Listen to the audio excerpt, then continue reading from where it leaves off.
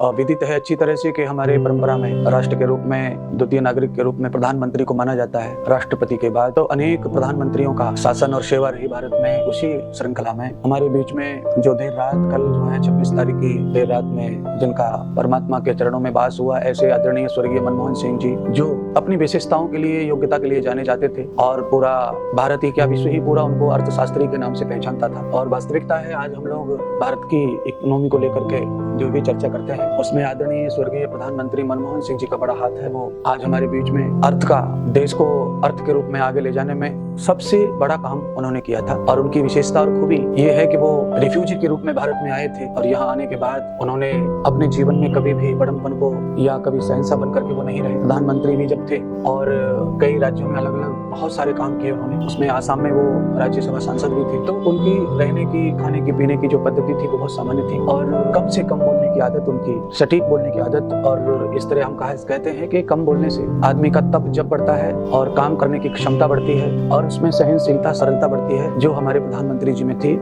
हम उनको श्रद्धांजलि के रूप में अपने पूरे परिवार की ओर से, भक्तों की ओर से परमात्मा से प्रार्थना करेंगे कि ऐसी महान मूर्तियां हमारे देश में पुनः पुनः आती रहे। परमात्मा ऐसे महापुरुषों को, ऐसे दिव्य ज्ञानियों को भेजता रहे, क्योंकि उनकी खूबी उसी प्रकार की थी। और आत्मा उनको परम शांति दे, उनके परिवार को सामर्थ्य दे, सुख दे और दुख से निपटने का ताकत दे, बल दे। ओम शांति, ओम शांति।